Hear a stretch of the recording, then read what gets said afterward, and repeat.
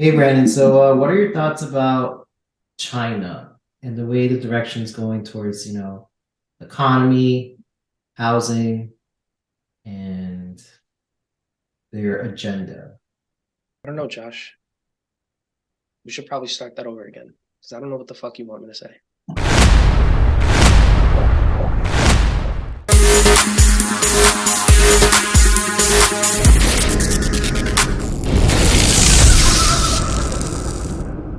Brandon, well, what are your thoughts on that? Like, what do you think China's up to, or the direction that they're going towards? Because it seems that they're trying to fight desperately to survive. I mean, number one economy. I mean, they've been trying to do that for years. So, what's your thoughts on that?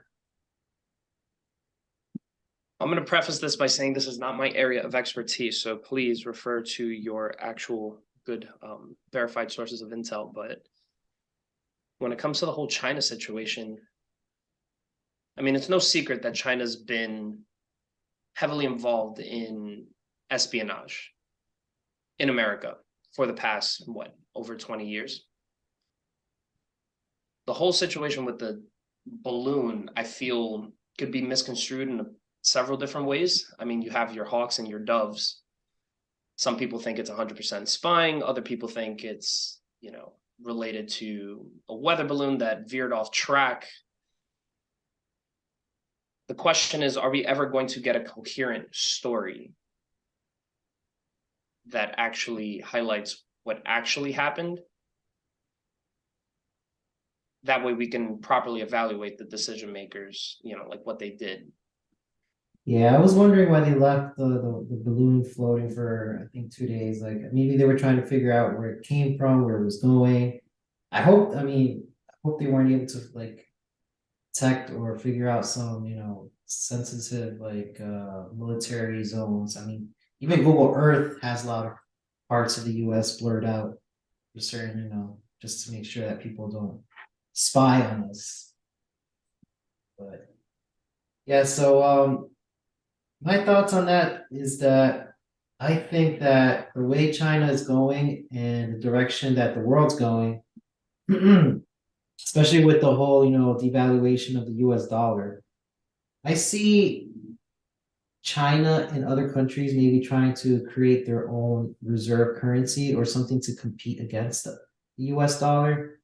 I've also heard a lot of rumors about how Saudi Arabia is actually buying petroleum from the U.S. and well, sorry, not from the U.S. From Russia, and they're actually white labeling it as if it's their own gas. So yeah, there's a lot of weird things going on.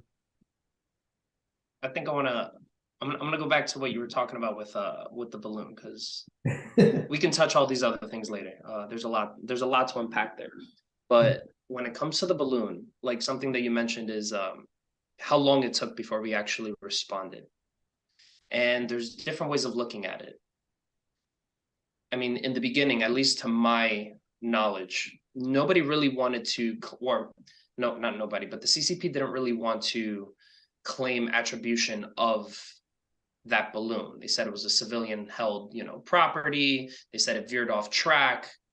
So there's a question there when it comes to geopolitics. Do you go and you act too soon and shoot down a balloon that could be benign and therefore now start an escalation path for which there is no off ramp? Um, and if you paid attention to the media, if you paid attention to anybody that was talking about this, there was a lot of hawks. There was a lot of people saying, hey, like this is a form of escalation. What are we going to do in retaliation to this? And maybe it could be the case that some of the cooler heads in the room were more like, hey, how about we wait this out? Let's see what kind of counter intel that we can gain from, this balloon. We knew that there were multiple in the air. Later, we found out that there had been multiple balloon operations, or balloon sightings over the U.S. over the past, several years, definitely in the past administration. Uh, Whether the previous administration knew anything about it or not, I don't know. But still, the question of, how long do you wait before you actually do something? There's a lot of people that are going to say it should have never entered American airspace and that it should have been shot down before it ever got over, our airspace. But there's other people that said, hey, now that it is here, what can we actually glean from it? Because what's interesting about, where it was stationed, I mean, it's a balloon. It's above any kind of commercial flying altitude. It was sitting at something like 60,000 feet. Simple math here, but or not simple math, but at 60,000 feet, you are going to see a lot wider of a footprint of the earth than you would at, let's say, 30,000 feet. I think at 60,000 feet, you're looking at something like a 1,200-mile wide radius that you can see across the horizon. It's a lot of data.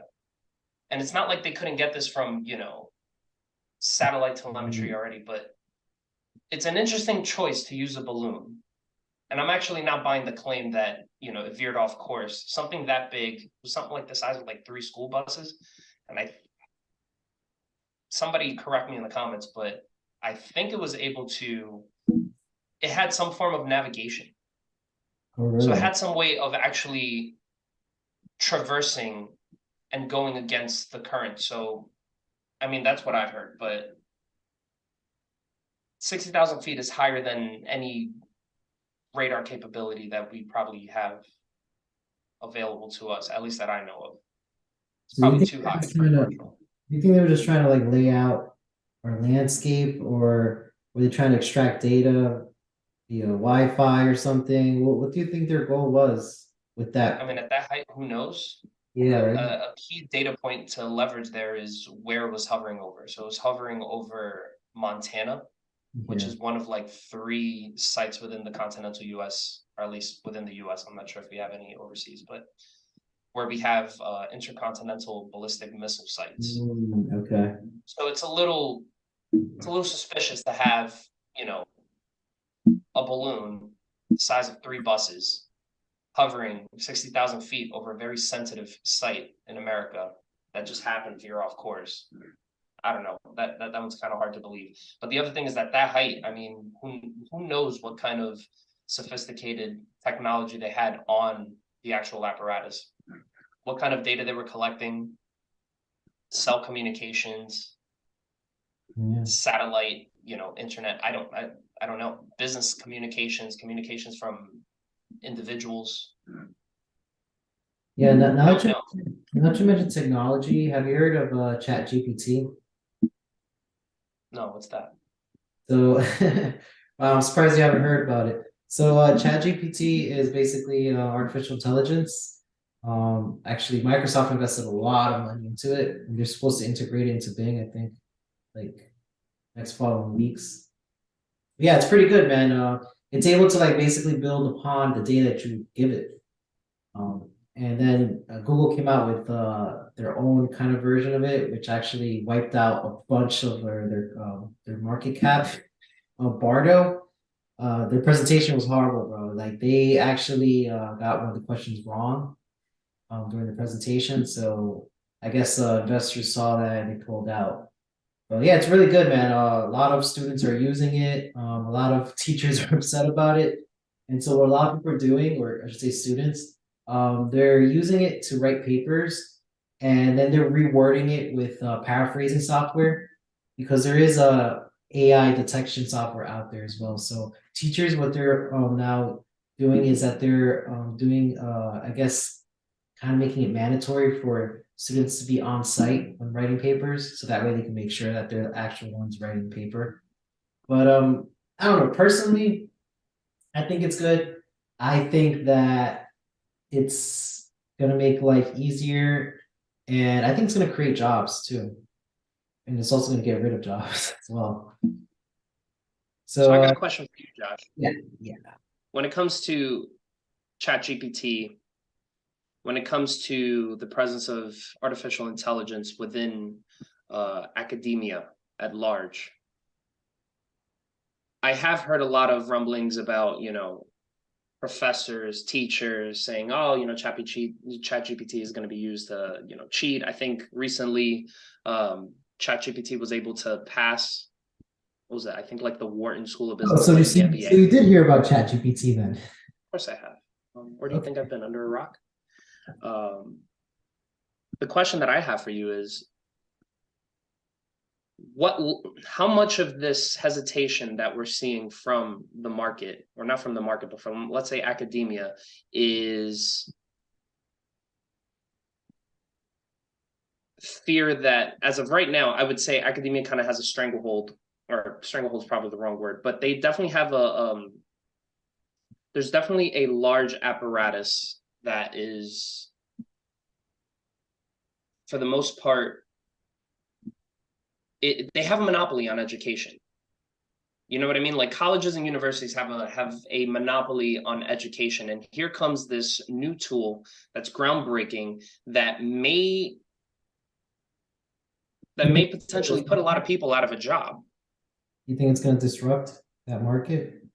I mean, I don't think there's any question about it. I think 100% it's a market disruptor. The question is, who is it disrupting? And the first people to start, complaining about it have been the academics. Oh, it's able to pass tests, and it's able to, create some pseudo intellectual things that look like papers but aren't necessarily papers. That isn't, peer reviewed. It's just predictive text. It's just a language model that's been trained on a whole bunch of data on the internet. Do you think maybe these professors are feeling like their jobs are being, But at they risk? might be they might be losing, they might not get that tenure that they were looking for if there's a robot out there that could do their jobs for literally a fraction of the price? Hmm, I see. Yeah, I think that it is fear, definitely fear. But I don't think it's only affecting academia. I think it's also affecting the media, especially people who are blog writers, people like BuzzFeed. Because if you think about it, like it's not only utilizing the data that's out there in the internet, it's creating unique, original content. So yes, there is AI detectors out there, software, but it's unique. You can't just like tell ChatGPT write me an article about the spy balloon or something, right? And then copy that, paste it, and find articles on it. It's unique, original content. So plagiarism is out of the question. I mean, it is being written by AI, but it's who reports it first, right? And there's only like one way to tell if it's true or not. And then again, I told you like they could paraphrase it. But yeah, I think it's affecting several industries, and I think that it's also being maybe I don't think there's not only pushback, but I think there's also like professors out there that are with it, with the idea of AI. I think it's half and half, to be honest. I think with the Do you new think it's good for academia, or do you think this is a value add, or do you think this is going to potentially, I think break it's value the current add. model? I think it's a value add. It's going to make life easier where humans could basically use their energy on other things, I think, other problems. Uh, like I said, it'll create new jobs, man. Like I was thinking about like even having AI to automate things at home, using AI to like do a lot of things for you. Not only that, it correlates with wearables, man. So like even our iWatch, right? It's being fed so much data. It's gonna come to a point where you no longer have to make a doctor's appointment. It might even predict something that might be upcoming, right? Maybe your high blood pressure is off. And so therefore, recommend a diet or recommend, hey, you're due for a physical exam. You won't even have to think about it, just based on your heart rate and different metrics out there. So I think overall it's good. Academia wise, I think it's good too. But then again, I'm pro technology, so I'm You that's might my object. personal yeah, that's my personal opinion, and I'm always I adapt to the new technology that's out there. I'm sure there's people out there that are against it. I think I agree with you. I think ChatGPT AI overall is going to be a value add, but ChatGPT in specific, let's say to academia, I think it's going to be a value add from the sense that it is a market disruptor. I think it's going to put a lot of university professors kind of on Oh, the edge of, hey, you're going to have to up your game. You're going to have to do things differently. I mean, regardless of what your views are on standardized tests and whether it's a good, whether it's an adequate tool for evaluating, overall comprehension of a topic, or, papers, are they actually good? Are they good vehicles for demonstrating your expertise on any kind of particular topic, your grasp on, some nuanced concept?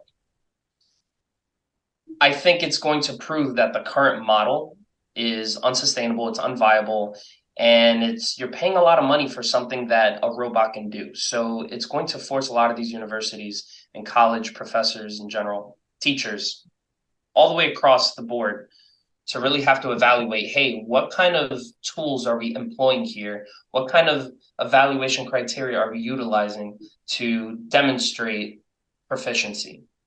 Is there a better way to teach this material? Is there a better way to actually extract the value and to gauge whether, your student actually learned something from this? Maybe it's going to be oratory like it was back in the 17 and 1800s. And I imagine that you had any kind of proficiency, you had to speak to the topic and you had to get your ideas, peppered by a panel of experts in order for you to prove that you knew what you were doing. It might have to, revert back to that kind of mean. But in that same sense, I still think that you would eventually have a system that's more robust overall. What kind of system do you really have if any Joe Schmo comes up with a new technology and disrupts your entire economy? I think colleges and universities over the next, couple years are really going to have to prove their space and their value. In terms of other areas, in terms of other sectors, I think AI is going to be obviously a game changer. And along like with what you were talking about in terms of, your heart rate and just looking at different data points in biology, like, the next AI company that develops any kind of predictive analytics and is able to gather that proprietary data. Like you said, Apple is out here gathering a whole bunch of data from your iWatch.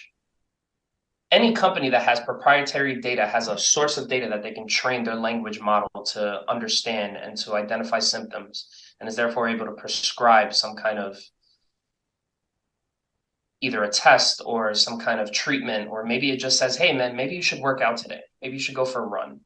Maybe you should lay off. Maybe it looks at your stress levels and says, maybe you should take this route to work as opposed to going the local route. Maybe you should avoid tolls. It might look at your blood glucose levels and say, hey, you should probably avoid eating sweets today. Just looking at your data historically. I see a very bright future for companies that are willing to go that mile and say, hey, we're sitting on a big pile of data. We have an entire lake of data that we can use to train a new language model or a new AI model of any kind, to really provide value. You're going to disrupt a lot of things. Yeah, I agree. I mean, they already have that. That's the point where it's actually predicting, but it kind of like notifies you. Like, for example, the iWatch, it lets you know whenever there's like certain sound levels near you that might be harmful for your ears, or even gives you a report of how long you've been on social media on certain applications. And it also like checks your time, your sleep cycle, how long have you slept, if it's, if it's healthy or not, the behavioral. So that's like behavior analytics actually, which actually go hand in hand with predictive analytics. Because based on your behavior, you could predict the future. But yeah, man, I think the future is bright, and this video is I gonna. think we're giving the market way too many good This ideas. video is gonna end soon because we only have like 10 minutes because it's a free version, so we can only record up to 1 hour. So this ending part, I'm gonna, obviously cut off. But I think it was a healthy conversation, man. It was. Let's do this again sometime.